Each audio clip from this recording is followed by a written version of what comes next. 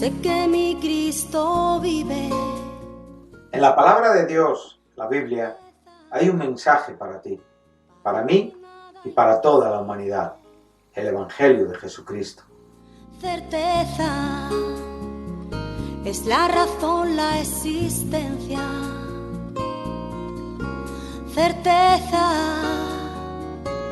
es el alfa y omega. Un mensaje para ti. Todas las semanas, en este canal de radiodifusión cristiana, Luz a las Naciones, un estudio expositivo de la palabra de Dios, edificando sobre el verdadero fundamento de los apóstoles y profetas, siendo la principal piedra del ángulo Jesucristo mismo. Que ni lo alto ni profundo. Síguenos en directo o en cualquiera de nuestros canales y recuerda que Dios tiene un mensaje para ti. Que Dios os bendiga y edifique a través de su palabra. Amor de Dios, certeza, yo sé que mi Cristo vive. Certeza, para Él no hay nada imposible. Certeza, es la razón, la existencia. Certeza, es el alfa y omega. Bueno, primeramente saludar a mis compañeros de Un Mensaje para Ti, a los que fielmente cada semana pues se unen para que juntos en la comunión por el Espíritu, en la comunión en la fe que es en Cristo Jesús, pues podemos componer y compartir con ustedes este programa. En el apartado que a mí me corresponde, estamos estudiando la primera carta a los Corintios en una manera expositiva y hemos iniciado, por supuesto, en el comienzo, en su primer capítulo. Y ahora pues quizá pues nos hemos abierto en una forma sistemática a explicar un poquito del término llamamiento, que es un verbo, es una palabra que encontramos en los primeros versículos de esta epístola. Como decíamos, el apóstol escribe esta carta inspirada por Dios a una iglesia con problemas, pero a la vez las dificultades y los problemas que el apóstol conoce y que él está buscando tratar y corregir en cuanto a aquellas cosas que eran deficientes en las conductas, en las relaciones, en la comunión de los santos que formaban esta iglesia y, como no, también en todo aquello que acechaba y toda aquella presión que provenía de la cultura exterior, del mundo, ¿verdad? Pues en todo momento él sostiene la acción soberana de Dios por la cual esta iglesia es lo que Pablo dice que es. Podemos ver con absoluta claridad los conceptos donde la iglesia, en el sentido de cuerpo místico, en el sentido del organismo vivo, redimido por el Señor, predestinado desde antes de la fundación de los tiempos en cuanto a ser la esposa del Cordero, que también predestinado desde antes de la fundación de los tiempos, es manifestado para poder dar su vida en la cruz del Calvario, para poder derramar su sangre y redimir a su esposa, que es esta iglesia de la cual nos habla la Biblia, tanto en el Viejo Testamento como en el Nuevo Testamento.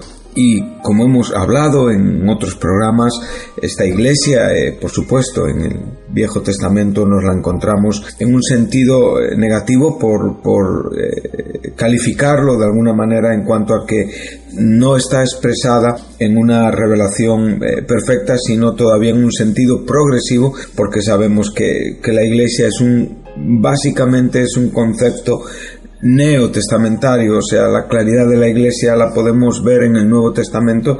Después de la resurrección de Cristo aparece con la predicación, por supuesto, del Evangelio, ¿verdad? Y ahí es donde judíos y gentiles, pues por la obra de Jesucristo en la cruz, pues pueden participar de un cuerpo y pueden participar de una comunión en Cristo, entendiendo que Israel y la Iglesia son conceptos diferentes en la Escritura, y comprendiendo, por supuesto, todo desde un punto de vista amplio y seguro. Entonces vemos como esta Iglesia, que ya digo, Pablo la ve como algo destinado a ser, llamado a ser, como algo que realmente ha sido salvado, que ha sido previsto, que ha sido preconocido, que Dios ha actuado con su divina presciencia, con esos atributos incomunicables que solamente el Dios soberano tiene,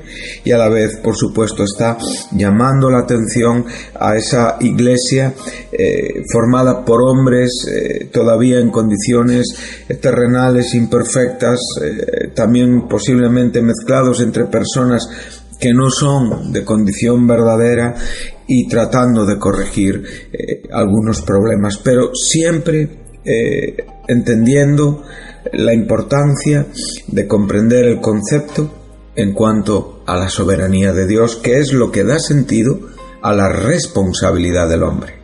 Y cuando entendemos la soberanía de Dios y entendemos la responsabilidad del hombre, que son verdades que están en la Escritura, que nos son presentadas en la Escritura, por supuesto, desde el comienzo de Génesis, donde realmente vemos cómo Dios comunica, cómo Dios realmente presenta, revela. Tenemos ese texto de Deuteronomio 29, donde el Señor, por boca de Moisés, en el quinto libro del Pentateuco, en el libro de los resúmenes, con los que Moisés recordó todo lo que había sido la andadura y la experiencia desde Egipto a través del desierto, y por supuesto a las puertas de la entrada de Canaán, de la tierra prometida, por mano de su discípulo Josué. Él dice estas palabras que son los versículos anteriores, ya en plena revelación de ese pacto palestino en cuanto a que Israel poseerá la tierra prometida en el milenio. Y dice así, las cosas secretas pertenecen a Jehová nuestro Dios, mas las reveladas son para nosotros y para nuestros hijos, para siempre, para que cumplamos todas las palabras de esta ley. Bueno, aquí podemos ver cómo Dios está diciendo con absoluta claridad aquello que todavía es desconocido para el hombre, es conocido por Dios. Aquellas cosas que muchas veces los hombres todavía no saben porque no es el tiempo de revelarlas, sencillamente porque Dios todavía no ha estimado el momento de dar esa información. Eso pertenece a Dios. Dios es el que guarda absolutamente el depósito del conocimiento total y perfecto de todas las cosas, su omnisciencia. Él es el que en su propia persona, que no tuvo principio, que realmente su causa no proviene de una acción producida por una obra creativa que en nuestra mente es muy complicado de poder comprender. Nosotros no podemos entender todos estos asuntos porque son cosas que se escapan a nuestra comprensión, porque nosotros, todo lo que nosotros vemos a nuestro alrededor, todo lo que nosotros provienen evidentemente de una creación, pero a Dios no le ha creado nadie. Dios es infinito, Dios es eterno, Dios es un ser increado, y entonces su santidad es la fuente de todas las normas morales, de todo lo que este mundo, tiene y debe de ser. Y por lo tanto, en esta esencia, como persona, su presencia o su revelación evidentemente no es un efecto que proviene de una causa por otro agente ajeno a Dios. Dios siempre ha existido. Y por lo tanto, Él conoce todo, aquello que ya sabemos por su propia revelación y aquello que desconocemos porque Él todavía no lo ha comunicado. Entonces aquí está dejándonos muy claro Moisés con estas palabras que las cosas secretas pertenecen a Jehová, al yo soy, al autoexistente. Este Jehová es nuestro Dios. Podemos dirigirnos a Él como nuestro Dios, podemos reconocerle como nuestro Dios, porque Él se ha revelado a sí mismo. Esta es la gran bendición que podemos encontrar en la palabra de Dios, la autoridad principal en cuanto a la Iglesia. Todos los argumentos, todas las ideas, todos los pensamientos tienen que estar sujetos a la santa palabra de Dios. No podemos cruzar las líneas rojas de lo que no es revelación. No podemos cruzar las líneas rojas de aquello que no es doctrina sana. Tenemos que únicamente estar sujetos a este Jehová que es nuestro Dios, aquel que todo fue a partir de que Él llamó a la existencia. Esto es lo que estamos estudiando en cuanto al término llamar. En cuanto a estas palabras que con tanta claridad se nos presentan en la Escritura. Sabemos el término hebreo, kara. Conocemos el término griego, kaleo, kletos, klesis. Sabemos que en la Septuaginta, la Biblia de las personas de los personajes del Nuevo Testamento era la Biblia que leían, era esa traducción del hebreo al griego, pues evidentemente ellos tomaron ese término hebreo para después expresarlo en la expresión griega, y sabemos que nos está enseñando que eso es citarnos, llamarnos a, y por supuesto en ello comprendemos el argumento de la soberanía de Dios en cuanto a que Él llama, y lo que Él llama a existir por medio de la acción poderosa de su palabra sucede y ocurre.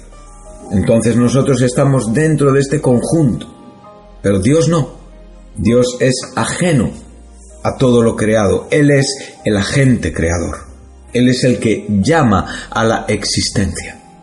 Y por lo tanto la existencia le debe al Creador adoración, honra y obediencia, porque Él es la razón por la cual todo fue creado. Por lo tanto, como hemos dicho hace un momento, la santidad de Dios es la norma de todos los principios morales de este mundo.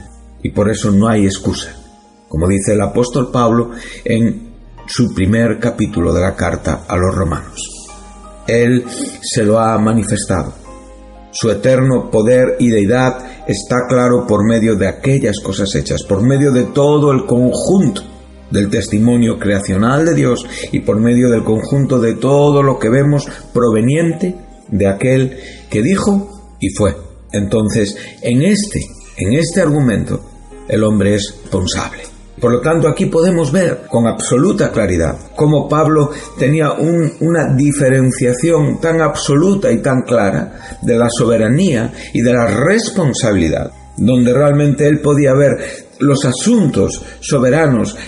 Incluso él reconocía como el mismo Moisés en cuanto a que los caminos de Dios, en el verso 33 de la epístola a los romanos, en el capítulo 11, cuando él está hablando de la restauración de Israel, de ese pueblo endurecido y que hoy todavía está sufriendo las consecuencias de sus pecados, de sus conductas, de su forma de relacionarse con Dios a lo largo de los siglos. Lo podemos ver desde su salida de Egipto, podemos ver la desobediencia de este pueblo, cómo tientan a Dios, cómo en todo el desarrollo de su historia es una constante desobediencia. Pero aún así, la Biblia nos enseña que Dios no ha desechado a Israel y que todavía de Sión vendrá ese libertador profetizado por el profeta Isaías, ¿sí? Y que realmente restaurará a este pueblo en la comunión con su Dios por medio de su acción soberana. Entonces el apóstol concluye y dice: oh profundidad de las riquezas, de la sabiduría y de la ciencia de Dios, aquella sabiduría que solo pertenece a Dios, aquella ciencia que solo pertenece a Dios y que en su gracia y en su favor nos comunica lo que debemos de saber, aquellas cosas que nos son reveladas, y dice: cuán insondables son sus juicios e inescrutables sus caminos. Es una auténtica maravilla lo que estamos aquí leyendo, y es una auténtica maravilla cuando podemos comprender y ver el asunto de la soberanía y a la vez poder ver que las reglas de la persona que manifiesta la santidad de nuestro Dios es la pauta por donde los hombres tienen que andar. O sea, lo que Dios es lo que Dios expresa, y lo que el hombre tiene que comprender de este Dios es la senda, el camino por donde debe de andar, y donde es responsable de su conducta, aún teniendo creencia o no teniendo creencia. Esto a Dios le es indiferente. Dios ha comunicado, Dios ha revelado, Dios se ha dado a conocer. Por lo tanto, el hombre es responsable. Y el hombre es responsable desde el primer momento donde el hombre decide tomar su propio camino, y este corazón y este espíritu y este comportamiento lo traemos todos desde Adán en cuanto a la conducta, y por supuesto desde el nacimiento, desde que estamos en el vientre de nuestra madre, somos concebidos ya en una condición evidentemente de pecado desobediente, a la cual el Señor puso una solución revelándonos la persona de su Hijo Jesucristo. En un tiempo de la historia, en un momento de la historia, nacido de mujer, nacido bajo la ley para redimir a todos aquellos desobedientes que no estábamos obedeciendo a Dios por causa de nuestro pecado y que estábamos condenados y muertos en nuestros delitos y pecados. Por lo tanto, hemos recibido toda la revelación necesaria para poder vivir como Dios pide y como Dios desea que vivamos. En esto tenemos que ser agradecidos. Los cristianos tenemos que ser muy agradecidos. La comunión que tenemos dentro de la iglesia tiene que ser expresada hacia el exterior, comunicando las buenas nuevas del Evangelio, comunicando el querigma, el mensaje del Evangelio, para que las personas puedan conocer que hay un Salvador, que hay un Dios que se interesa por sus almas. Entonces todo esto proviene de aquello que Dios evidentemente nos revela y nos expresa, y su expresión, aquí Pablo nos dice: cuán insondables son sus juicios e inescrutables sus caminos. O sea, es imposible seguir, comprender su paciencia, comprender su misericordia, en cómo no es quebrantada, cómo no es rota, cómo Él se presenta firme. Él es la roca de los siglos que se revela en esa posición santa y firme, donde realmente su misericordia es tan grande y a la vez su ira está perfectamente equilibrada con su propia misericordia, y que todos esos atributos están estables y equilibrados en una forma gloriosa y santa, sin negarse unos a otros. Él es el único ser que puede comportarse en esta forma. Y en su gracia y en su bondad y en su misericordia Él nos quiere tener con Él. Él nos ha amado, Él nos ama, Él ha dado su vida por nosotros en la cruz. Él todavía mantiene unos cuidados con este pueblo que en siglos evidentemente está sufriendo el dominio gentil en este mundo, ¿sí? Un dominio gentil que la propia historia y las propias etapas bíblicas nos remontan a los tiempos de la cautividad de Babilonia con Daniel, donde realmente Nabucodonosor es, digamos, el primer gobierno donde se manifiesta el tiempo del dominio de los gentiles, donde Israel no vuelve a ser, y hasta hoy no es, aquello que realmente será en la manifestación de Jesucristo en su segunda venida en el milenio. Pero todo será como Dios lo tiene en su programa, como Dios lo tiene en sus consejos eternos, y esto a mí me anima mucho, y por eso encuentro tanta seguridad en las palabras llamar, ¿verdad? Entonces dice: las cosas secretas pertenecen a Jehová nuestro Dios, más las reveladas son para nosotros y para nuestros hijos para siempre, para que cumplamos todas las palabras de esta ley. Por lo tanto, aquí Moisés está no solamente hablando de la revelación de la ley, lo cual también debemos de considerarlo como una comunicación de Dios, como una revelación de Dios, como una expresión de Dios, ese mandamiento justo y santo del cual nos habla el apóstol Pablo, esa regla en la cual nosotros nos miramos y podemos comprobar la magnitud de nuestra desobediencia, porque el hombre no cumple evidentemente ni un punto de la ley. En la condición de pecado es absolutamente desobediente, y si el fallo a un punto de la ley es suficiente para fallar a toda la ley, ¿en qué condición nos encontramos? Pero aquí podemos ver, porque hoy el tema no es explicar la ley, pero podemos ver cómo esto también pertenecía a esta revelación, y por lo tanto concluimos en una forma segura de que evidentemente la revelación de Dios, la expresión de Dios, la comunicación de Dios está buscando en nosotros obediencia. Entonces Dios dio la ley a un pueblo para que este pueblo pudiera no solamente comprender la santidad de su Dios, sino también obedecer en vida los caminos exigidos y expresados por este Dios. O sea, esos 10 mandamientos que Moisés recibió en el monte Sinaí eran los puntos principales por donde los hombres tenían que caminar en cuanto a la exigencia santa de aquel que era santo y que pedía a su pueblo que fuera un pueblo santo. Siempre en la mente de Dios nos cuenta y nos enseña y nos revela esta intención y este deseo. Dios escogió a Israel para que fueran un pueblo santo, donde Él pudiera gobernar y reinar. Siempre el propósito era teocrático. Nunca Dios quiso poner el gobierno en manos de hombres. Él usó todo lo que es la elección de Dios, como bien estamos estudiando en Isaías 51, donde nos lleva a ese hueco de la cantera y esa piedra, evidentemente de donde fuimos sacados, ¿sí? Hablándonos de Abraham y de Sara, para darnos a conocer a un pueblo.